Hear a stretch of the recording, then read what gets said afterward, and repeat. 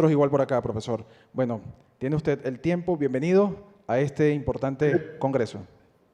Bueno, muchas gracias por la invitación. Ya les han dicho que me dedico a la inteligencia artificial en España, pero yo soy mexicano, llevo 40 años en España y lo que haré será hablar un poco sobre digamos, el tema más de actualidad que hay ahora en la inteligencia artificial, que es la inteligencia artificial generativa, y el objetivo de esta plática con ustedes es fundamentalmente intentar clarificar cuáles son los verdaderos alcances de esta tecnología y por dónde van, digamos, las líneas de investigación que no dependen de las grandes compañías que dominan el mercado, como son Google, Amazon, Facebook, Alibaba y otras de ese tamaño.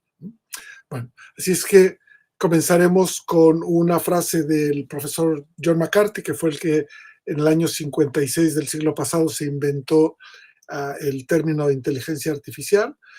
Hay que pensar que cuando él inventó este término no había computadoras en el mundo. Las computadoras que existían ocupaban grandes espacios y tenían una potencia de cálculo ínfima. Y esta gente, que eran unos verdaderos visionarios, pensaron que en pocos años podrían conseguir una máquina que fuera capaz de, por ejemplo, hacer una traducción directa del ruso al inglés. Y de hecho escribieron un proyecto que fue por el que les dieron $2 millones de la época, asegurando, esto es el año 56, que en el año 58, a más tardar en el año 60, esta máquina estaría funcionando. Ahora bien, lo que ha ocurrido con un desarrollo pasmoso de la tecnología es que hoy vemos máquinas que son capaces de conseguir muchas de las cosas que esta tecnología anunciaba pues hace escasos 70 años, ¿no? Entonces, voy a hacer una definición de la inteligencia artificial, y para esto voy a utilizar la definición que es propia de la Unión Europea, y es que un sistema basado en la inteligencia artificial es un sistema computacional que muestra una conducta inteligente, y para hacerlo es capaz de analizar su entorno, es decir, es captar la información que hay en el entorno, sea cual sea, y a partir de eso es capaz de tomar acciones con un cierto nivel de autonomía, es decir, que no depende de un humano que le diga qué es lo que tiene que hacer, y lo único que tiene es un conjunto de metas que una persona u otra máquina ha decidido que tiene que realizar. Y aquí tenemos dos tipos de sistema basado en la inteligencia artificial. Uno que es solamente software y por lo tanto solo actúa, digamos, en un espacio virtual como el que puede ser Internet, y otros que están embebidos dentro de sistemas físicos, como podría ser un coche autónomo, como podría ser un avión, un dron, o casi cualquier elemento que tenga una conexión con Internet y que tenga que generar cualquier interacción. Y una de las cosas que tendríamos que decir es que hay dos cosas. Una, que es la inteligencia artificial como disciplina científica, cuyos objetivos son relativamente ambiciosos. Se trata de entender cómo funciona el cerebro y cómo emerge de un circuito húmedo, que es el cerebro, de cualquier animal cordado superior, eso que observamos y llamamos inteligencia. Y para ver que nuestras observaciones y teorías son correctas, lo modelamos en una máquina. Una vez que somos capaces de hacer eso, estos programas resultantes de esta investigación podemos aplicarlos a realizar tareas que decimos que requieren inteligencia. Durante muchos años, el objetivo era intentar, por ejemplo, saber jugar al ajedrez, porque se consideraba que el ajedrez era una tarea muy compleja y que solamente humanos con un nivel intelectual muy alto podrían hacerlo. De hecho, se estimaba en el año 1950 que el número de combinaciones en una partida de ajedrez era 10 elevado a la 120, es decir, un 1 con 120 ceros, y ese es el tamaño de posibles combinaciones para una partida media de 40 movimientos por jugador. Enorme para ser calculado a mano por una persona, pero hay jugadores de ajedrez que pueden hacerlo, incluso pueden hacerlo en paralelo, jugando con varios jugadores. En el año 2017 vimos una máquina que fue capaz de aprender ella sola, sin saber cuáles son las reglas del ajedrez, simplemente observando partidas, a llegar a un elo astronómico, y ahora vence a casi cualquier jugador. Entonces, este tipo de capacidades tecnológicas permiten, simplemente por la observación, mirar qué es lo que está ocurriendo en la realidad y construir un modelo que no requiere unas ecuaciones físicas, como las que utilizamos para diseñar un avión o diseñar una central nuclear, y a partir de la interacción con el entorno, las máquinas serían capaces de diseñar un proceso, replicarlo y a veces construirlo de tal manera que fuese innecesaria la actividad de un humano. Esto es hablando en el extremo. Digamos, en la banda media podríamos tener ya máquinas con las cuales hablamos por teléfono para pedir información, hacer una cita o comprar un avión, comprar un billete de tren o de avión, y la máquina estaría interactuando con nosotros sin tener que identificarse como una máquina. Es decir, lo haría de tal manera natural que parecería que lo está haciendo un humano. Y lo que sabemos es que esos modelos no requieren un modelo matemático ni unas ecuaciones, porque sabemos que los niños, o todos nosotros, cuando aprendimos a hablar, nacimos y a partir de los 2 años empezábamos a construir frases en español, y pasado un tiempo ya dominábamos el lenguaje. A los 6 años ya aprendíamos entonces los rudimentos de la gramática, pero nadie nos había enseñado las reglas de la semántica ni de la sintaxis. Las hemos aprendido. Entonces, la idea es construir máquinas que puedan hacer esto. Pero habría que decir que la inteligencia artificial no es la poción mágica que haría Asterix un superhéroe. Y deberíamos pensar que la inteligencia artificial no es un martillo gigantesco, que resuelve cualquier problema a martillazos. Requiere una investigación profunda y una reflexión muy pausada sobre el tipo de cosas a las cuales deberíamos aplicar esta tecnología y evitar posibles daños a los derechos humanos o al medio ambiente. Porque cuando la gente consulta ChatGPT o Google o cualquiera de estas herramientas, jamás piensa que está contribuyendo al cambio climático. No ven dónde está la computadora, no ven cuánta energía consume, no ven el tipo de calentamiento que produce en el entorno. Pero uno debería imaginarse que el esfuerzo computacional de, por ejemplo, solamente interactuar con cualquier buscador como los de Google, y que la respuesta es casi instantánea, significa que en algún punto del globo, muy lejano, hay una infraestructura de cómputo enorme que requiere mucha energía eléctrica, que está calentando el ambiente para que nosotros sepamos cuál fue la fecha de nacimiento de Marilyn Monroe o cómo será el clima el día de mañana. Que son preguntas que podríamos ahorrarnos, pero que gracias a la interacción con Internet y la inteligencia artificial se convierten en instantáneas y no nos preguntamos por el coste de estas acciones. Bueno, la inteligencia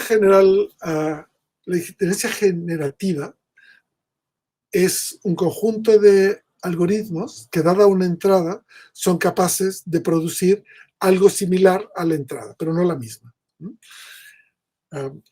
El término generativo es engañoso. Cualquier programa que reciba una entrada generará un resultado. Una calculadora, de las más normales, si nosotros vamos tecleando cifras para obtener una suma compleja, ya está generando un resultado. Lo que resuelve son números y devuelve un número, que es la cantidad sumada. Bueno, ese es un ejemplo sencillo, pero si ahora yo tengo una imagen de cualquier persona y quiero generar una semejante, bueno, hay que buscar un tipo de programa que sea capaz de hacer eso. Otra cosa que podría ser un sistema de estos es, dada una imagen de una persona, decidir que quiere la construcción de una imagen que no se parece a ninguna de las caras que existen en todas las imágenes que hay en Internet actualmente. Y genera una que no se parece a ninguna, pero es tan realista como cualquier cara de otra persona. Automáticamente se dan cuenta de los posibles riesgos que tiene esto. Porque si lo que queremos es generar una imagen muy realista de una persona, podríamos crear fotografías y falsificar su personalidad, al menos digital. Lo mismo pasa con el texto. Si tenemos todos los textos de Andrés Bello, podríamos tenerlos en una computadora de estas y decirle que nos escribiera cualquier texto a la manera de Andrés Bello. O lo mismo con la música. Podríamos tener la música de un autor y pedirle que nos compusiera una pieza que pareciese tanto a la de aquel autor que nadie pudiese reconocer como distinta de ese autor. Estamos falsificando la realidad. Y esto tiene, claro, unas implicaciones.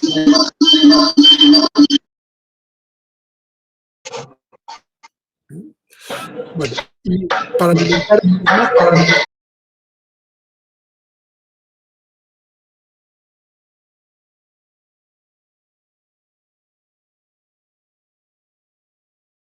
esta imagen que les pongo aquí es para que estemos a tono cuando estamos hablando de la cantidad de datos que tenemos, ¿no? En la parte de abajo, los megabytes o los gigabytes son, por ejemplo, los que puede tener la memoria de un teléfono móvil cualquiera. Los megabytes son el tamaño de las imágenes que ustedes pueden tomar con ese teléfono. Para que tengamos una idea de lo que estamos hablando, toda la memoria necesaria para enviar al hombre a la luna fue menos de 1 megabyte. Cualquiera de los teléfonos móviles que puedan tener ustedes en su bolsillo debe ser unas 10,000 veces más potente que la computadora que llevó, el conjunto de computadoras que llevaron al hombre a la luna. Cuando decimos que necesitamos datos para alimentar a esta inteligencia artificial generativa, estamos hablando en cantidades que se acercan a los exabytes o a los zettabytes, es decir, 10 elevado a la 21 bytes. Y eso es enorme. Para que tengan una idea, hace 10 años, todo Internet, todo lo que pasaba por Internet era un zettabyte. Nosotros ahora estamos al nivel de 10 a la 27, que es toda la información que se genera en todos los sistemas, con todos los dispositivos que hay conectados en el mundo. Y ya ven cómo hemos crecido. El problema, ustedes dirán, bueno, es cuestión de información, pero esta información que es digital tiene que estar almacenada y para almacenarla necesitamos dispositivos digitales que están conectados a la red y como queremos que no se pierdan, tenemos que replicar estos datos muchas veces para que no se pierdan. Si hay un accidente o un incidente de cualquier tipo en cualquier parte del mundo, tenemos que tener esta información replicada. Así es que no sé si les da una idea de lo que es la inteligencia artificial que está dirigida por el uso excesivo de datos o masivo de datos y lo que hace un humano. Porque los humanos, que somos nosotros, hemos llegado a construir las máquinas que son capaces de procesar toda esta información sin haber tenido esas máquinas previamente. Es decir, hemos ido creando la tecnología suficiente y con nuestro cerebro bastante limitado en capacidad de almacenado de memoria y de procesado y de energía, unos 24 watts al día, hemos sido capaces de crear todo esto. Y ahora lo que tenemos que plantearnos es si realmente es necesario que hagamos este tipo de inversiones, y por otro lado, tenemos que preguntarnos quiénes son los que pueden invertir en sistemas como estos. Y la realidad es muy dura, son solamente las grandes empresas y algunos pocos países que pueden competir. Entonces, compañías como las que pertenecen al señor Elon Musk o al señor Zuckerberg tienen potencia de cálculo más grande que, o más, sí, más grande y más potente que toda la que tiene Europa. Y eso les da un nivel de la asimetría que hay en este campo. Supongo que nadie conoce este cuadro que están viendo allí, pero este cuadro se vendió por $432,000 en una subasta en Christie's en el año 2018. Y es una obra realizada por una máquina. Se le dieron todos las obras disponibles de un cierto tipo de periodo, y utilizando una máquina de impresión 3D sobre óleo y con unas características muy particulares, generó esto, se llevó a una subasta y bueno, este fue el precio que actuó. Entonces, una máquina de inteligencia artificial generativa con información suficiente es capaz de construir un objeto como este, y hay personas en el mundo con un poder económico extraordinario que son capaces de pensar que esto tiene un valor tan importante que son capaces de pagar este precio por él. Y esto ya les da una idea de la desproporción que puede haber, porque todo esto se ha hecho utilizando de alguna manera las obras previas, todas las obras previas de otro autor. Y ustedes me dirán, pues es que hay muchos artistas que estudian el arte previo, desarrollan una técnica y luego los venden a este precio o a otros. Sí, pero es la tarea de un humano que ha pasado toda la vida haciéndolo, y su objetivo es crear objetos que para él son bellos y que otras personas aprecian como bellos. Y no hay, digamos, a priori, una intención crematística detrás. ¿No? Pero una vez que empezamos con esto, podemos construir máquinas que a partir de imágenes reales, que son las que tienen, digamos, debajo de la línea que dice pose, son capaces de generar mapas de movimiento, y todas las otras son generadas. Es decir, basta con tener un modelo, ir cambiándole la ropa y automáticamente tenemos modelado fotografías bastante realistas para la moda. Y lo que podemos hacer es construir este tipo de imágenes artificiales para rellenar Internet con imágenes falsas, para crear tendencias y provocar tendencias de consumo desorbitado. Es decir, ya no es que las marcas industriales de ropa diseñen un tipo de ropa que alguien comprará a través de la publicidad, sino lo que se espera es influir en la conducta de las personas para que compren exactamente lo que estará en el mercado, porque yo sé cuándo estará en el mercado. Entonces, las aplicaciones que tiene este tipo de tecnología pues son amplísimas. Las tenemos para el arte y diseño, como ya lo hemos visto, para jugar. Es mucho más fácil crear estos escenarios y luego modificarlos para que las pantallas en los videojuegos, que es una industria enorme, sean más realistas, más rápidos, tengan esta física intrínseca del juego, que de otra manera costaría muchísimo construir, porque se hace a mano. ¿No? Y bueno, la generación de contenido. Y aquí es donde vamos a encontrar una de las aplicaciones más perniciosas, porque es muy fácil falsificar la verdad. La gente no tiene tiempo para hacer un cotejado de los resultados que una máquina arroja, y en general las personas tienden a pensar que las máquinas no se equivocan, y como tienden a pensar eso, el tema está en que dan por cierto casi cualquier cosa que una máquina diga. Así es que crear bulos, crear paparruchas, crear campañas incendiarias y virales en contra o a favor de personajes, es muy fácil utilizando esta tecnología. Si es que hay como dos grandes tipos de aplicaciones.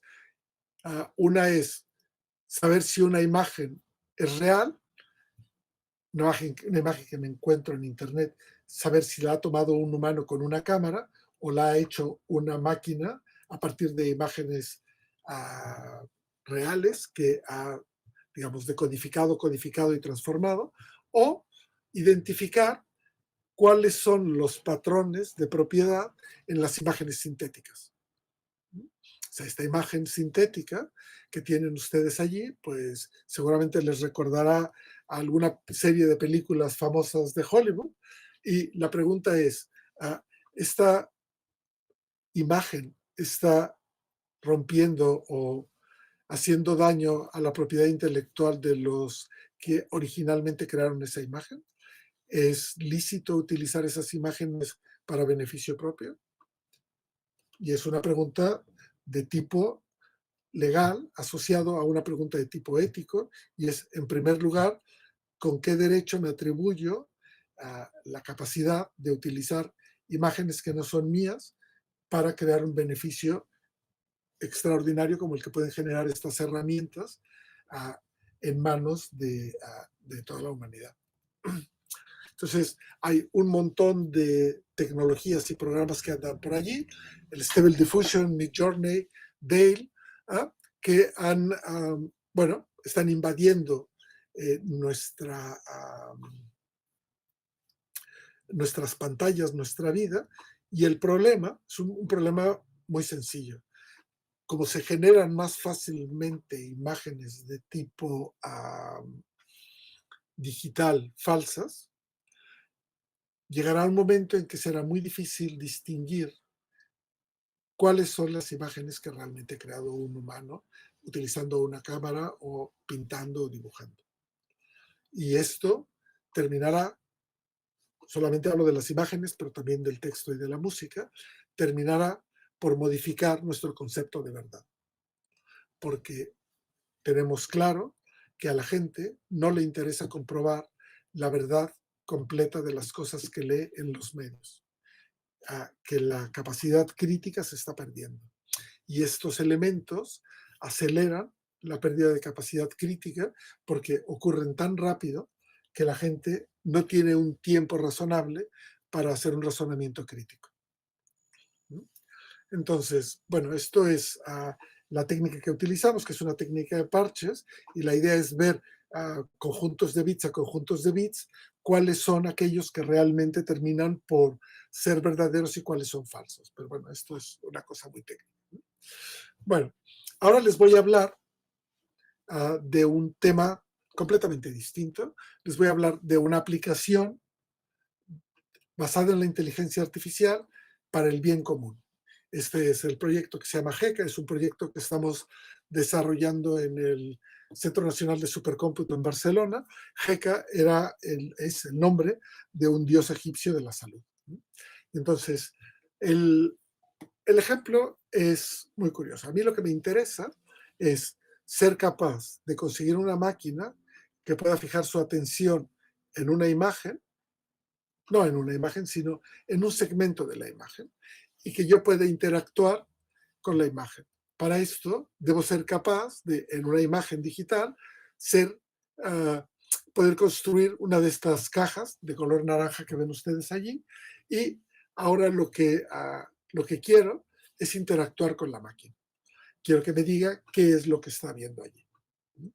He utilizado esta porque es una imagen bastante divertida que permite ver cuál es la capacidad de modificación de la verdad o de la realidad, porque claro, esto podría ser muy bien un dibujo de ciencia ficción.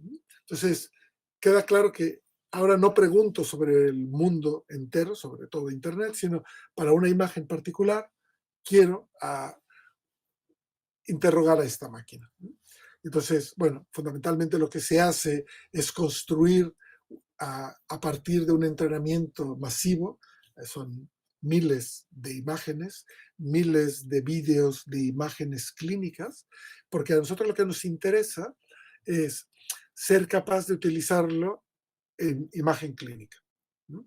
Y lo que queremos es que para entrenamiento de médicos jóvenes, lo que queremos es que ellos tengan una imagen, sean capaces de ver la imagen, que eso es lo que verían en una pantalla, marcar una de estas cajas y dar un diagnóstico.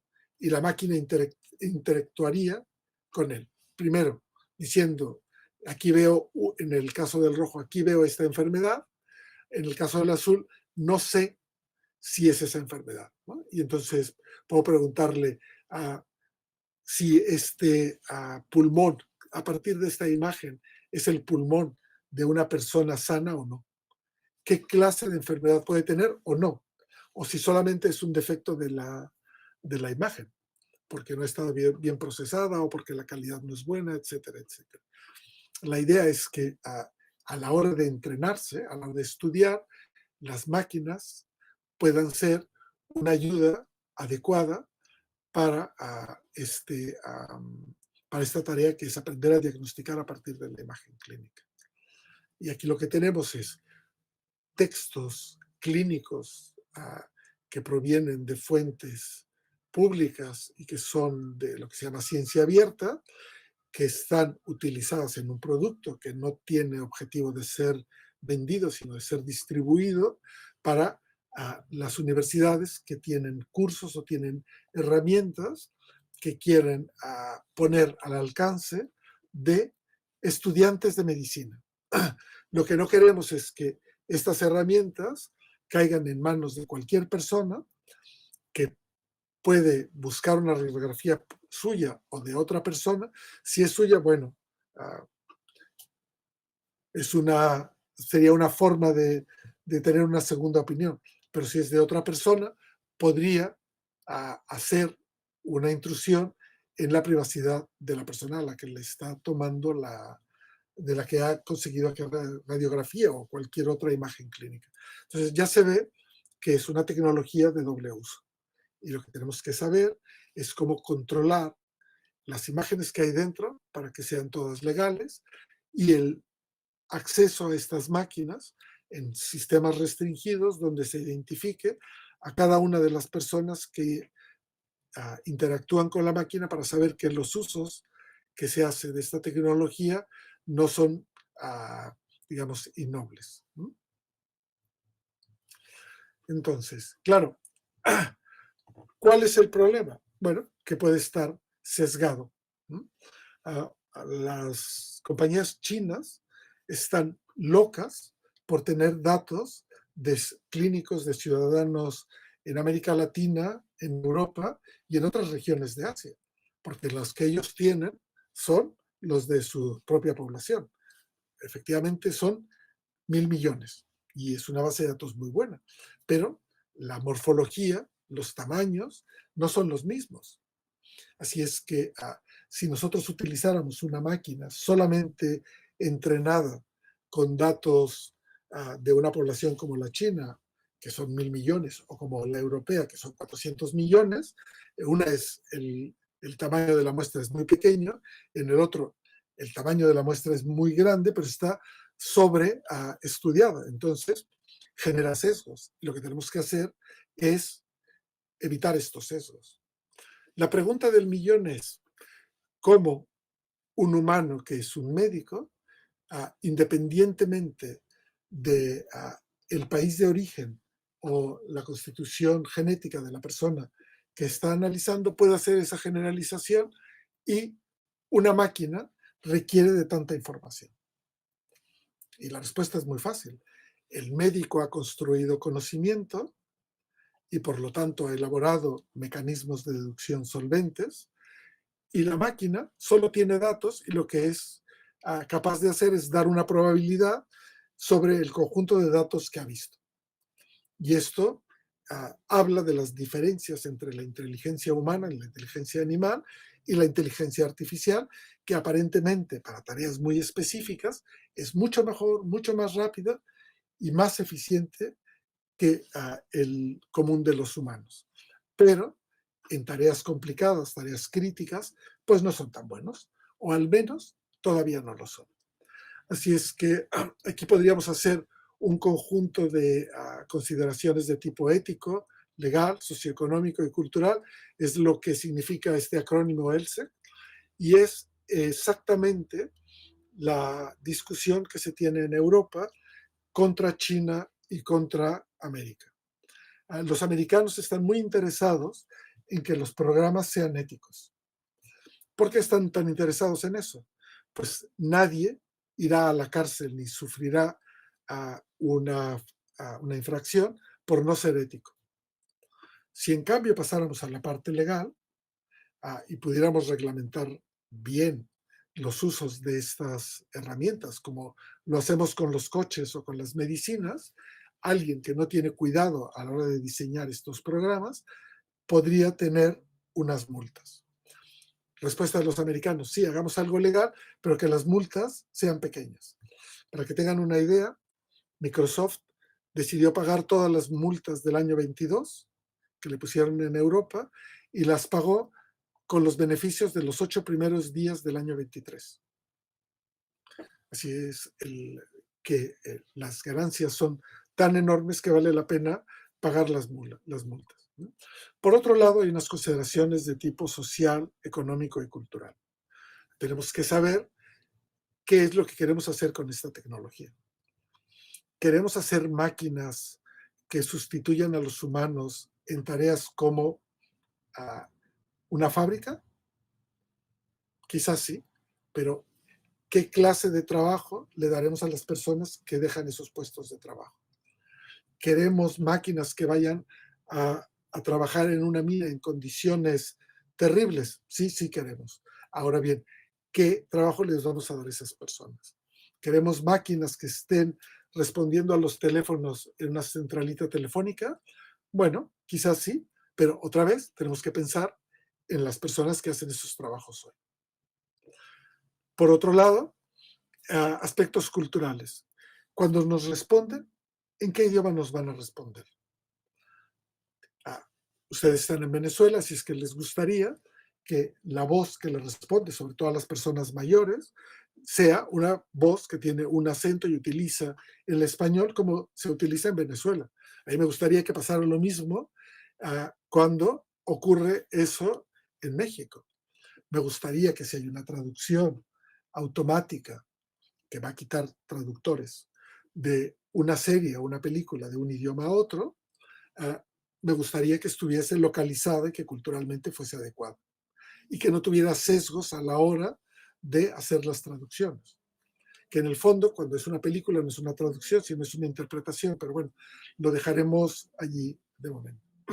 Y por otro lado, deberíamos ser conscientes que este tipo de máquinas pueden atacar de una manera fundamental a la privacidad, a la intimidad y a la autenticidad de los documentos de personas. Es decir, la identidad digital de las personas se puede ver muy afectada.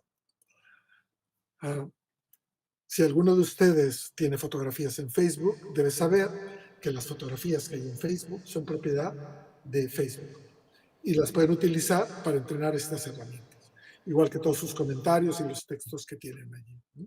Entonces, claro, a nosotros lo que nos interesa es explicarle a los jóvenes ingenieros que tienen que construir estas máquinas que el diseño responsable de una tecnología tan potente como esta debe incluir el respeto de los derechos humanos y al medio ambiente. Si no lo hacemos así, simplemente contribuiremos, será un pequeño engranaje más en una maquinaria increíble que lo que está haciendo es hacer una nueva industria extractiva, en este caso los datos personales y de comportamiento de otras sociedades para hacerse más ricos y más indispensables. Entonces, están de moda los modelos masivos de lenguaje.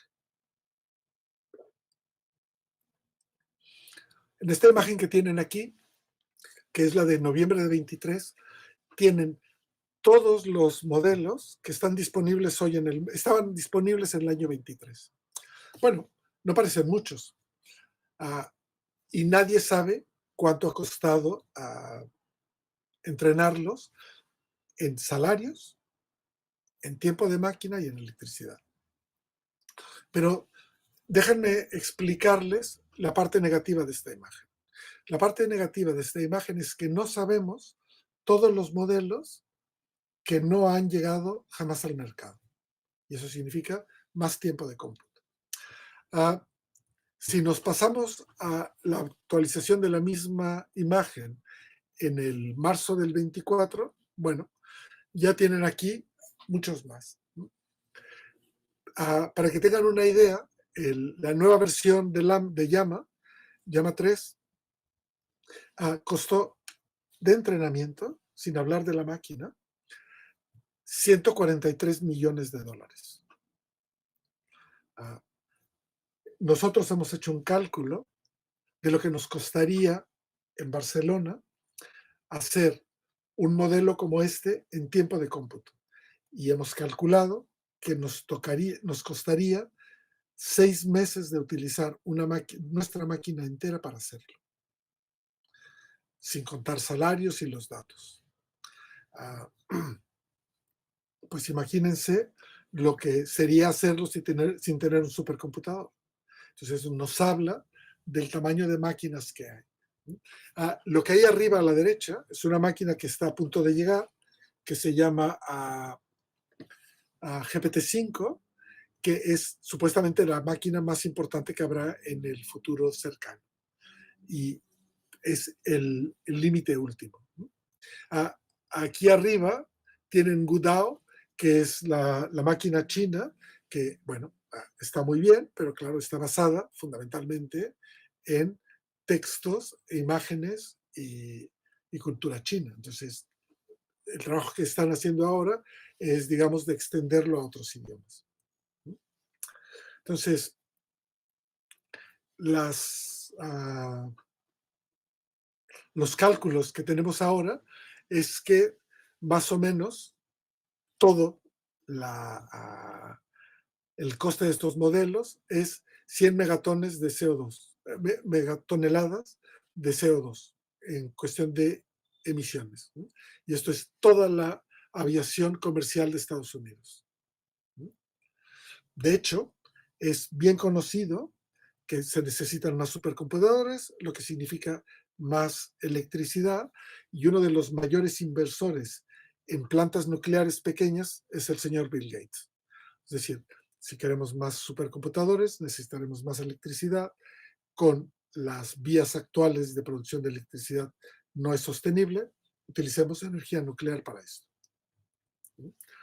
Entonces, claro, aquí tenemos una concentración importante de poder en pocas manos, hay un oligopolio. Aquí tenemos las empresas más grandes, las he puesto allí en orden alfabético, no en orden económico, pero una de las cosas que podemos ver, que es, aparte es una fuente bastante confiable, según McKinsey, para el año 2030, un 49% de los trabajos actuales en Estados Unidos desaparecerán porque serán automatizados utilizando inteligencia artificial. Y en China piensan que serán 72 millones solamente en el sector de servicios. Y esto ya nos da una idea del posible impacto que la inteligencia artificial puede tener en la economía. Queda muy claro que a los empresarios les interesa reducir el número de personas que trabajan. Y serán los gobiernos los que tendrán que lidiar con el tema de qué hago con estas personas, cómo les pago. Entonces, bueno, los últimos 5 años hemos crecido en inteligencia artificial. Para que tengan una idea, alrededor del 2016, por primera vez, 5 compañías invirtieron más que todos los Estados Unidos en investigación en una sola área, que es la inteligencia artificial. Esto es un cambio de paradigma. ya la investigación no es de los estados, los resultados de la investigación no son de los estados, son de las empresas. Y McKinsey dice que el año próximo toda esta economía costará o tendrá un valor aproximado de 50 billones, o sea, 50,000 millones de dólares. Y la pregunta es, ¿son buenas noticias para el mundo? Seguramente para los dueños de estas compañías sí, pero no sé si para los demás serán unas buenas noticias. Entonces, esto lo pongo en castellano, en español, porque es lo que estamos haciendo. Queremos que haya una regulación global de la inteligencia artificial.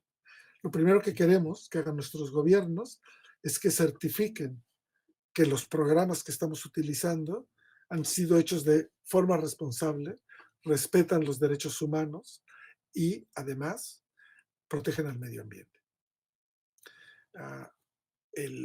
La forma en la que actúan estas compañías es, bueno, casi delictiva. Ofrecen productos gratuitos que la gente utiliza, se acostumbra a ellos y cuando empiezan a salir los problemas o las restricciones empiezan a cobrar por ellos. Entonces tenemos que preguntarnos qué es lo que los hacía gratis. Y lo que los hacía gratis son los datos y la interacción que cada uno de los humanos que han utilizado estas máquinas ha dado de forma altruista a estas compañías. Y es donde los estados deben tomar un rol muy importante para el control claro de esta tecnología. Si ustedes tuvieran que comprar una casa de varios pisos o hacer un edificio de un rascacielos, jamás pondrían en el rascacielos ascensores que no estuviesen bien certificados. No se subirían a un avión que no está certificado.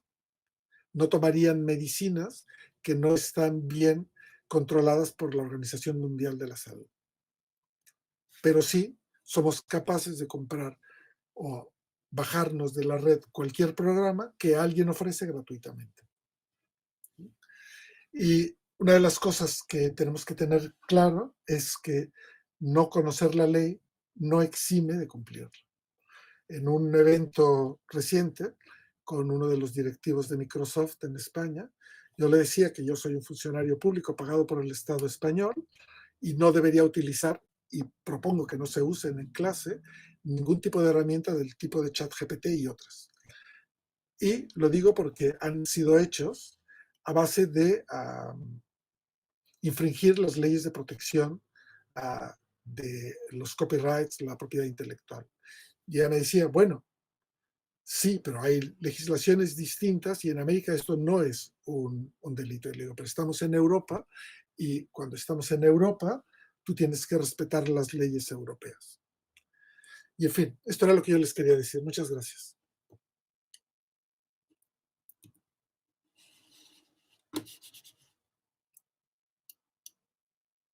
Muchísimas gracias al profesor Ulises por su presentación. Un saludo desde Venezuela y gracias por estar presente y acompañarnos en esta magistral ponencia. Damas y caballeros, continuamos con nuestro ciclo de conferencias. Nuestro próximo panelista presente es un invitado internacional. Se encuentra con nosotros. Su ponencia, su conferencia está titulada La inteligencia artificial en el CCTI. Será dictada por Yomil Borrell, estudiante permanente y apasionado de la ciberseguridad y las TICs. Su formación como profesional en seguridad informática la inició en el Instituto Tecnológico de las Américas y la Universidad del Caribe. Como ingeniero en ciberseguridad, actualmente coordina el equipo de respuesta a incidentes y el equipo de operaciones de ciberseguridad del Equipo Nacional de Respuesta a Incidentes Cibernéticos del Centro Nacional de Ciberseguridad de la República Dominicana. Vamos a darle un fuerte aplauso y una bienvenida cálida a Yomil Borrell. Bienvenido.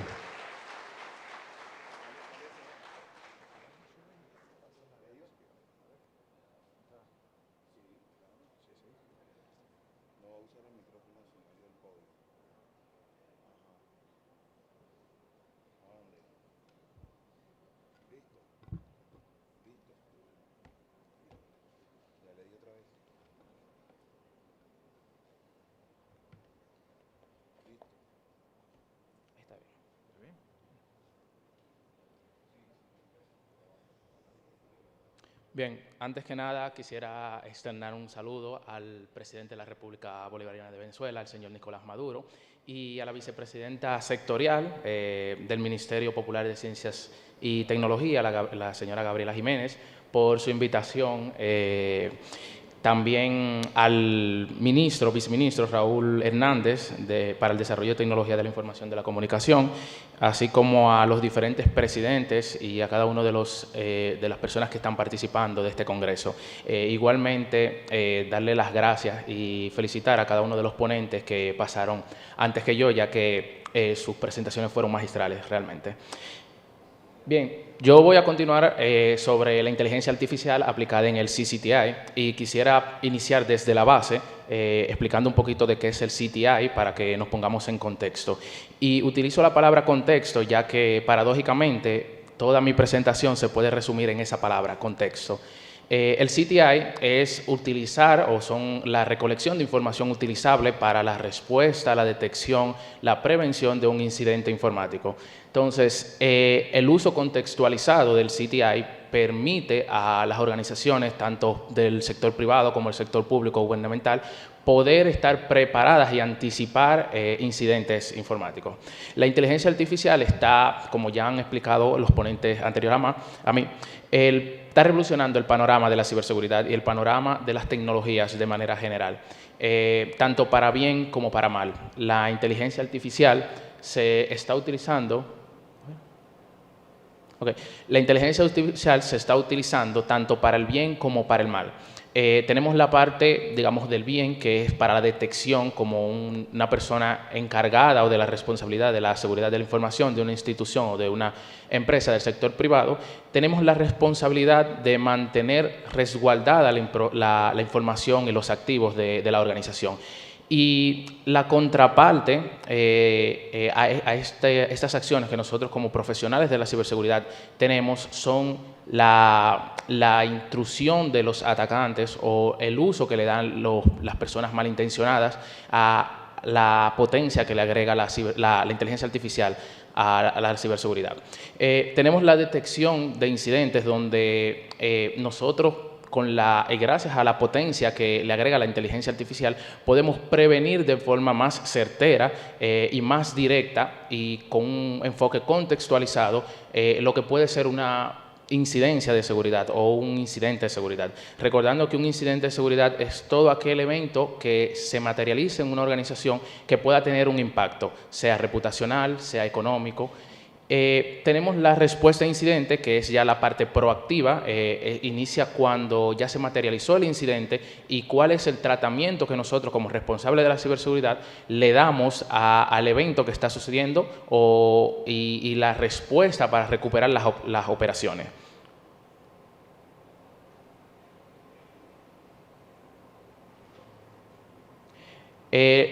En la contraparte de lo bueno y lo ideal que puede sonar la inteligencia artificial para un uso de prevención y digamos que de las buenas prácticas de la ciberseguridad, tenemos el uso que le dan los atacantes y las personas malintencionadas.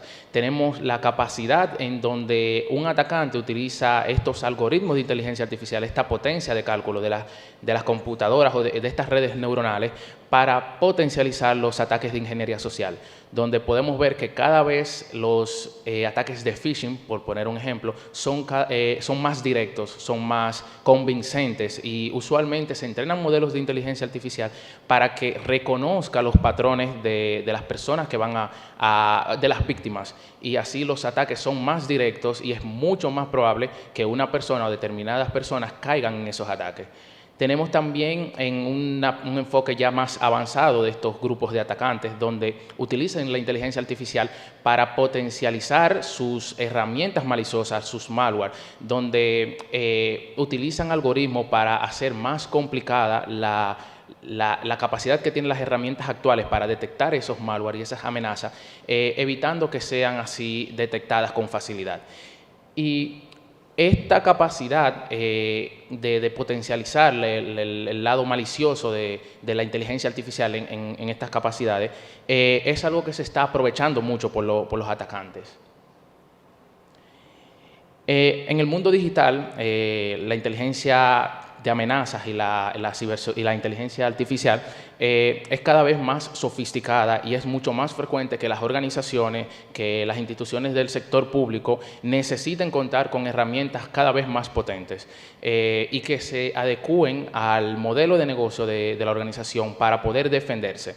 El CCTI o la ciberinteligencia de amenazas contextualizada busca precisamente que cada uno de los procesos y de las acciones que se pueden tomar frente a un incidente de ciberseguridad puedan ser más efectivas y puedan tener un enfoque más directo, y recordando que como todo ente o como toda persona profesional de la ciberseguridad buscamos atender el incidente lo más pronto posible, porque como se había explicado ya, mientras más tiempo dura un incidente o una organización sin funcionar debido a un incidente, las pérdidas son mayores, pérdidas financieras, pérdidas de reputación y demás, dependiendo del sector, pueden ser pérdidas incluso de vidas.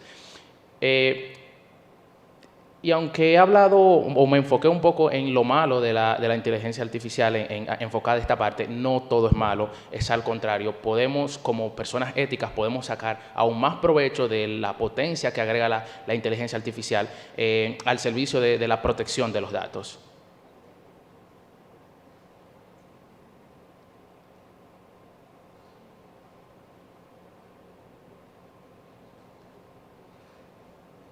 No pasa. Ok, como les comentaba, aquí es un ejemplo de cómo los atacantes pueden tomar un malware convencional, lo que conocemos, un virus, un troyano, un gusano, y aplicar esas medidas o aplicar esa ciencia de la inteligencia artificial para fortalecer. Sin embargo, nosotros podemos aplicar estas medidas de igual manera para fortalecer los mecanismos de detección, para hacerlos cada vez más avanzados, para hacerlos cada vez más predictivos, ya que nuestro enfoque principal siempre debe ser prevenir. Es muy fácil relativamente fácil, nosotros recuperar una institución o una empresa que ya ha sido atacada, donde le borraron todo, es subir todo desde cero. Pero nuestro enfoque no debe ser recuperarnos del problema, debe ser evitarlo. A toda costa, evitar que se materialice el incidente. Un caso de ejemplo que quisiera poner, y no voy a decir nombres directamente, es donde una agencia gubernamental utiliza la inteligencia artificial para potencializar las búsquedas de inteligencia de amenaza en la red oscura, en redes sociales. Lo que hace esta inteligencia artificial o este modelo de inteligencia artificial es buscar esos comportamientos en sitios frecuentados por atacantes para entender cuál es el comportamiento o la tendencia que tienen, y así se van adelantando a los hechos y a las acciones que van a tomar esos grupos y evitar que se materialice el ataque. Como les había comentado, el enfoque siempre es prevenir antes que responder.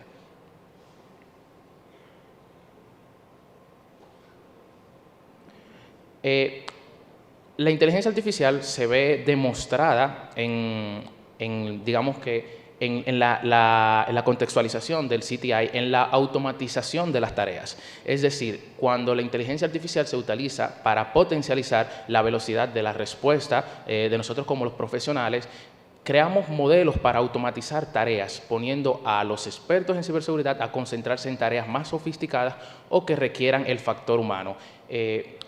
Ya se ha explicado que la inteligencia artificial siempre no es 100% certera ni 100% segura, puede verse sesgada según la calidad de los datos que se le agregan. Entonces, el factor humano también puede ser determinante para eficienciar o ver qué tan certera puede ser ese modelo de inteligencia artificial aplicado en la ciberseguridad. Pero debemos tener en cuenta que el modelo que se utiliza o de la forma en la que se entrena ese modelo de inteligencia artificial debe ser debe ser entendible por los miembros del equipo, ya que cuando entendemos en qué se basó y cómo ese modelo de inteligencia artificial se guió para hacer una detección, ya sea positiva o negativa, podemos entender qué tan real o qué tan certero es esa detección, qué tan posible que esa detección haya sido un verdadero positivo o un falso positivo.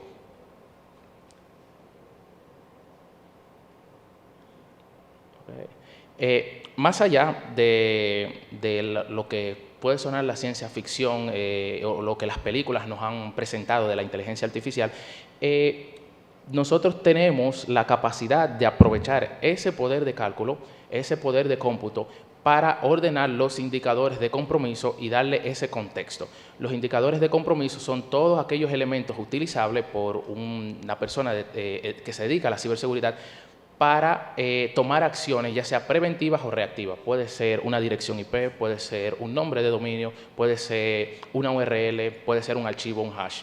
Estos elementos son utilizados para tomar acciones, ya sea bloqueándolos, monitoreándolos, pero contextualizar cada uno de estos elementos es el que permite que la acción tomada por cada uno de los miembros es que sea certera, ya que si no contextualizamos una acción que puede ser verídica, puede pasar como maliciosa y viceversa. Una acción, y es la tendencia que utilizan muchos atacantes, es disfrazar sus operaciones maliciosas como operaciones verídicas o certeras. En la inteligencia artificial y a la forma de entrenar los modelos de inteligencia artificial se utilizan dos formas de aprendizaje. Y es el aprendizaje supervisado y el aprendizaje no supervisado. A grandes rasgos, y para no entrar mucho en esa parte, el aprendizaje supervisado es cuando a un modelo de inteligencia artificial se le pasan datos ya previamente etiquetados y correlacionados con otros. Ya esa inteligencia adopta esa base y en base a nuevos datos que se le ingrese ya puede establecer nuevas relaciones. El aprendizaje no supervisado es en el cual se le pasan datos totalmente sin ningún tipo de etiquetas para que la inteligencia artificial sea quien deduzca y quien cree esas relaciones entre las datos que se le está ingresando. Entonces, al formar digamos que su motor o toda la data y correlacionarla por sí mismo, puede tomar acciones. Depende del contexto de la organización, de lo que se busca y de lo que se quiere lograr, se puede utilizar un modelo u otro. Ninguno de los dos es perfecto, ninguno es mejor que otro, todo depende del contexto.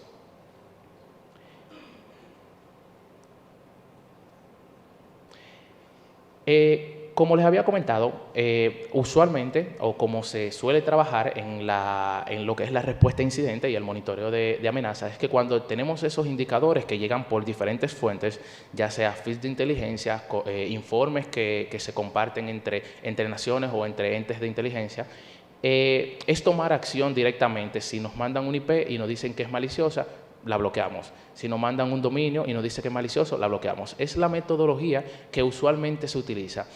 Pero contextualizar el cómo se llegó a esa detección y cómo un atacante está utilizando esa detección es lo que nos va a ayudar a nosotros poder prevenir certeramente o poder responder a un incidente. En el ejemplo que tengo acá, tenemos un pequeño motor, no simboliza directamente la inteligencia artificial, pero al motor le llegan esos indicadores y los comparte directamente con las soluciones de seguridad, sea un firewall, sea un antivirus, sea un EDR. La contextualización de esos CTI o de esa inteligencia de amenaza, lo que le permite a la inteligencia artificial es determinar dónde, cómo y cuándo se va a aplicar un control u otro en base a esos indicadores. Es decir, dónde una IP o en qué parte de toda la red una IP puede ser bloqueada, puede ser monitoreada, igual con demás indicadores. Un ejemplo en el que podemos utilizar esto es cuando se utilizan o muchos atacantes utilizan servicios legítimos para validar que han comprometido un equipo. Un ejemplo claro, y es que si ustedes han tenido la oportunidad de ver muestras de malware, a veces vemos que utilizan los DNS de Google para determinar si tienen conexión a Internet. Entonces, si nosotros bloqueamos esos DNS sin tener el contexto, estaremos dejando a toda la organización sin acceso a Internet.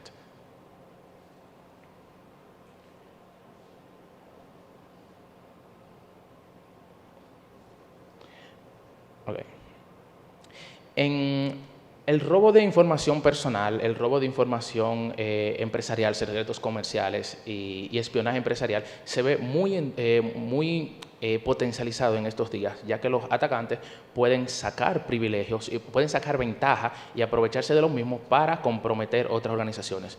Una presentación o una parte magistral que presentaron, y es que un factor determinante en el compromiso de una organización no es directamente la organización puede tener los controles más robustos, puede tener las medidas más fuertes aplicadas, pero hay un factor que es también la cadena de suministro que se puede ver afectada.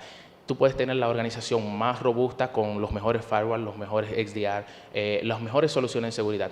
Pero si uno de tus proveedores no tiene ninguna de esas medidas, puede ser el eslabón débil por donde puede llegar a materializarse un ataque. Y es donde el papel del CTI y la contextualización del CTI y la aplicabilidad de la inteligencia artificial para eficienciar y lograr que una velocidad más rápida de reacción nos va a permitir que nosotros como personas que nos dedicamos a esta área o como profesionales de esta área podamos aplicar y podamos estar prevenidos y podamos responder en caso de que ya se materialice un ataque. Tenemos los indicadores o la forma en la cual se clasifican los ataques. Es importante en el proceso de la contextualización entender cómo un ataque se está llevando a cabo y cuáles son los pasos a seguir. Prevenir siempre antes que responder. Entonces, tenemos una pequeña tabla que la voy a explicar rápida, que son se llama TTP, son tácticas, técnicas y procedimientos que utilizan los atacantes. Es una base de datos que se actualiza con los indicadores o los patrones que utilizan los atacantes y la metodología. Se suelen mencionar herramientas incluso, pero el que se mencione una herramienta no necesariamente, o que una institución tenga una herramienta, no necesariamente implican que están comprometidos. Volvemos a la raíz y el resumen de toda mi exposición es la contextualización. Entender que esa institución o esa organización sí usa esa herramienta y para qué la usa, ahí podemos validar eso como un falso positivo.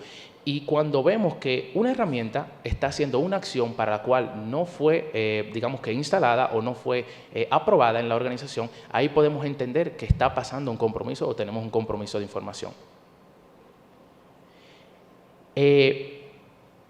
Un ejemplo que quisiera poner fue en cuanto a la contextualización y para culminar, fue un informe de inteligencia de amenazas que nos compartieron a mí en el Centro Nacional de Ciberseguridad, allá en República Dominicana, donde se describía un ataque muy sofisticado de un grupo de amenaza. Este grupo de amenaza, aparte de muchas cosas que hacía, había comprometido un servidor.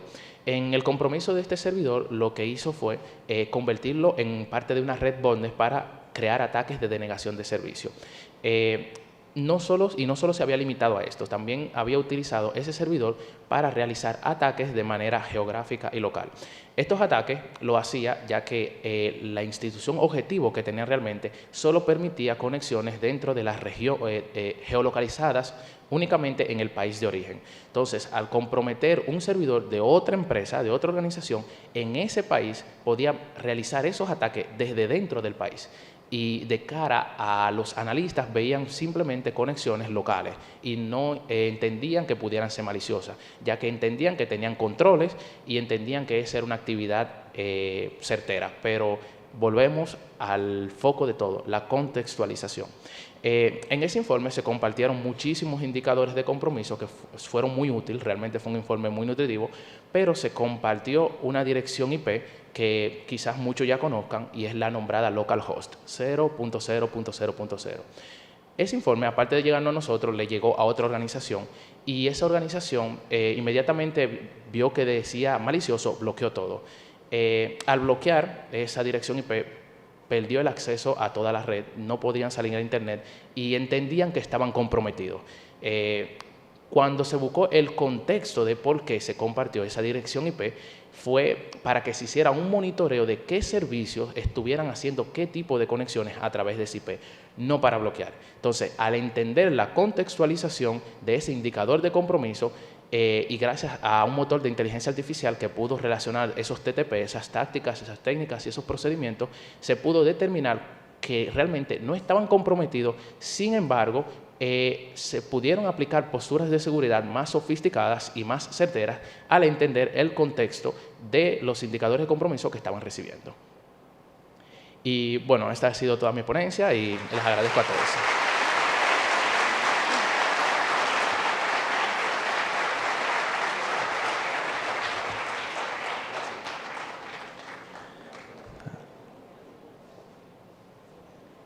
Bueno, agradecido a Yomil Borrell por su presentación. Distinguidos participantes, vamos a aprovechar este tiempo para tomar un refrigerio. Tenemos hasta las 2:35 minutos, porque a esa hora iniciamos con nuestras siguientes conferencias. Nos quedan 3 conferencias magistrales y tenemos que ser muy planificados y precisos con el tiempo. Así que a las 2:35 iniciamos nuestro último ciclo de conferencias para cerrar parte de las plenarias de este Congreso de Seguridad de la Información. Muchísimas gracias.